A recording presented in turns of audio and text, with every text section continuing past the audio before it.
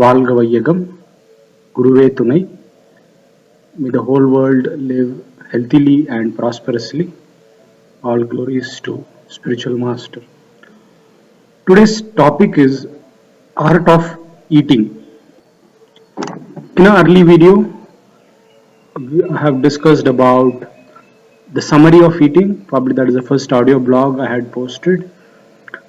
That discusses about the technical stuff of eating, the thumb rule, chew the food nicely with lips closed, mix the saliva nicely, eat only when you are hungry, and after eating, avoid all the things that will stop in the process of digestion, like taking bath after eating, or doing a lot of physical exercise or walking after eating, and all the other things that will delay the process of eating or will hinder in the process of eating and digestion. So that's a technical part of the eating. Today we are going to see, on top of that, what are the other things we can do so that the eating that we do not only nourishes the body but also keeps the body healthy and free from all kinds of diseases.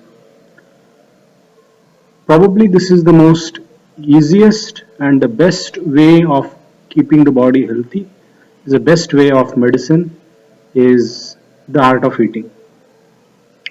So before I discuss more about the art of eating, people who say I don't have time to prepare my current meal, breakfast, lunch itself, or people who say no, already I'm spending a lot of money on eating, I don't have extra money to spend on eating, I don't have extra time to spend on eating.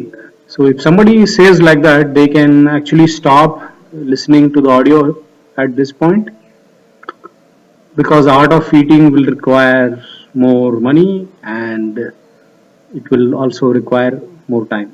Money, I could say 50% extra of what you're spending currently, and time also, I could say whatever time you're spending now, a little around 50% of that what you're spending now.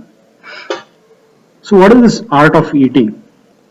It is communicating with your body and responding to what the body says. Throughout the blogs on anatomic therapy, this is what we are trying to establish, that God has made this body with a lot of intelligence, and the only job of the body is to keep the body healthy and the soul and body intact. That's the only job the body has. It doesn't have any other job. But we are going and hindering in its process and creating all the diseases. Right. So listen to what the body says. We know that each taste is associated to a set of organs, and the total 6 tastes. Like you keep the sour thing in the tongue, like a raw mango or tamarind, automatically the eye closes, right? So the taste of sour is related to eye, kidney, and liver. Similarly, the other tastes. So in the art of eating rather, the first thing is, in the meal, the first thing we should eat is a sweet dish. Some may say eating a sweet dish first will actually spoil the appetite and you'll not be able to eat more food. But I'll rather rephrase it and say, if you eat sweet the first, the stomach and the digestive system will get the energy. Like the eye is dependent on the taste of sour, the digestive system and the stomach is dependent on the taste of sweet. So when you eat the sweet dish first, the stomach and the digestive system gets energy and the stomach decides how much to eat. So we don't end up overeating. Overeating is more dangerous than undereating or eating less.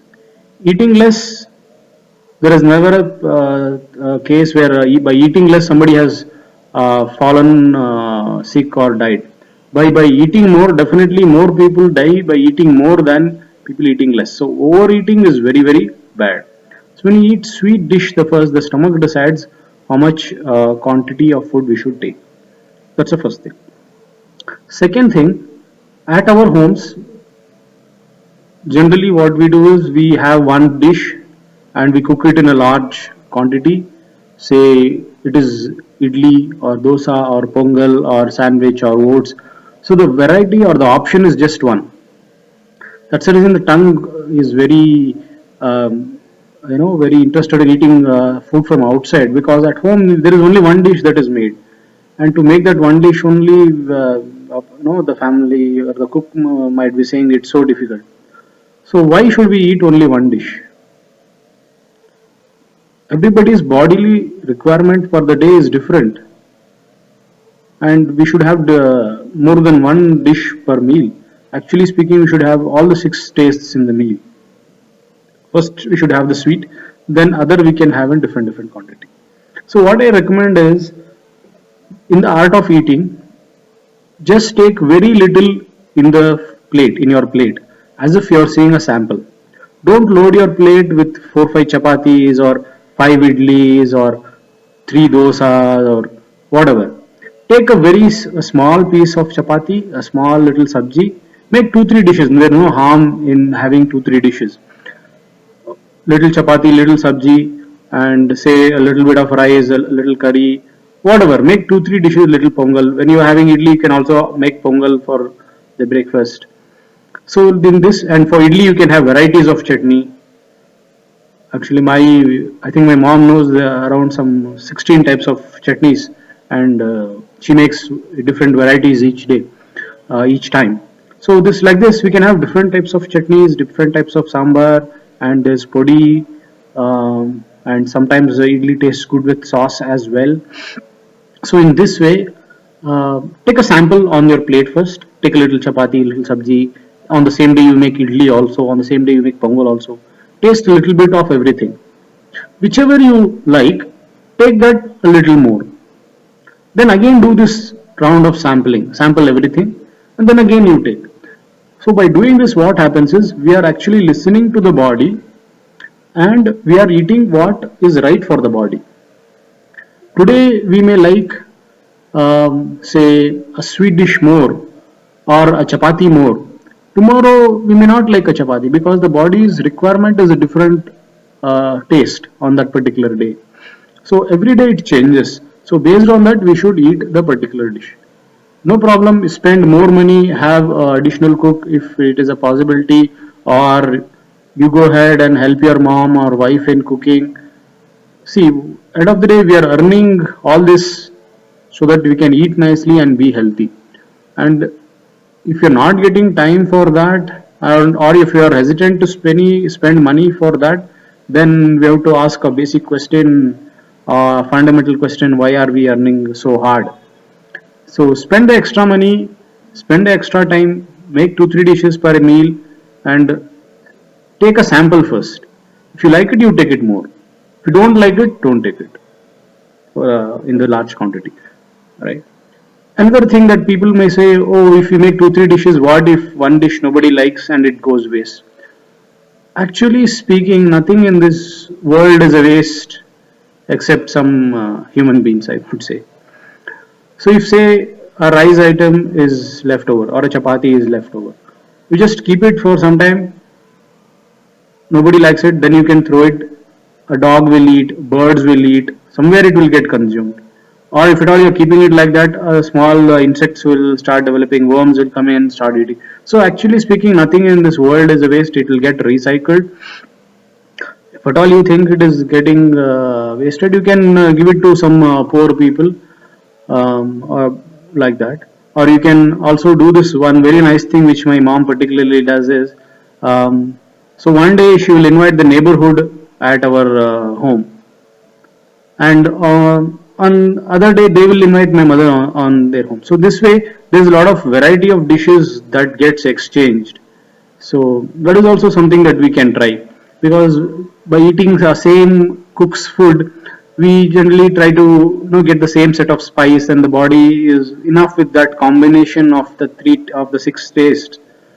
When a new cook cooks, or when something is borrowed, taken from the neighborhood, the cook is different, and hence the combination of the six tastes are different, and we started liking that particular dish. So this is also something we can do. So whatever is excess, you can also share it with your neighborhood, and as a courtesy they will also give you back something, and you can have different varieties of these 6 tastes, and probably you will also like the new combination of 6 tastes.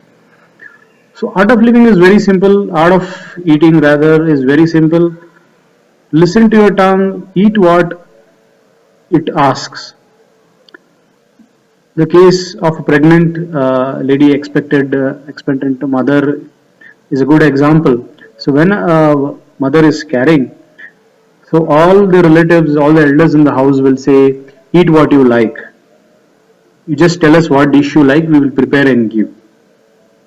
Because the taste requirement for the body of the mother will be changing, because the mother's body is creating the child body. So when it is creating the child body, when it is creating the eyes, the mother will require the sour taste more, right? When the mother's body is creating the stomach or the digestive system, she will require the sweet taste more, and hence we can see the different variations or demands of the carrying mother with respect to taste, because at that point of time a particular organ is getting created, and hence there is a drive from the body to taste a particular thing. So the body informs the tongue, and the tongue creates the sensation so that the mother will go ahead and eat that particular type of dish. And the expected mother will actually be having a more crave for a raw mango, tamarind, the sour things, because the womb is connected with the taste of sourness. Hence, that drive will be there to eat more raw mango and tamarind kind of a stuff. So, like the carrying mother, we can also eat what we like and eat the quantity we like. Don't eat more, or don't eat other things unnecessary. So this rule applies, that eat what the tongue takes. Take a sample of everything and then start eating.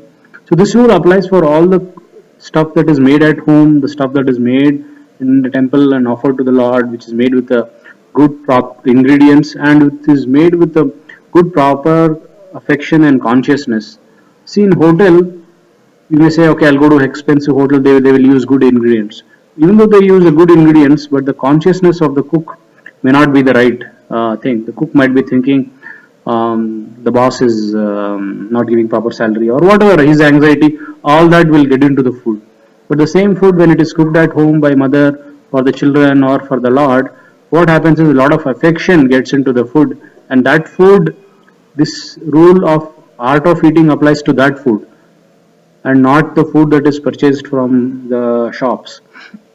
And it definitely does not apply to the packaged food, the packed food. Any food that is packed and sealed, it has a lot of preservatives, and it has stuff like Ajinomoto and so many other unwanted chemicals that will actually fool the tongue, and it will make you eat more and more.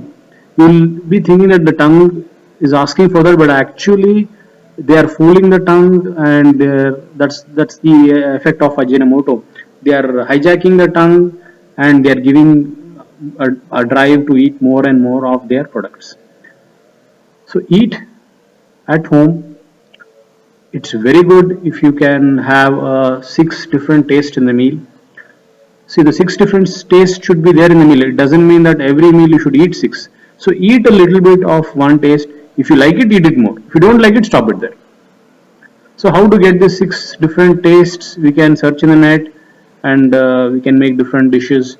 Amla is one food that has 6 different tastes. Spinach is something that has the 3 tastes that we usually avoid.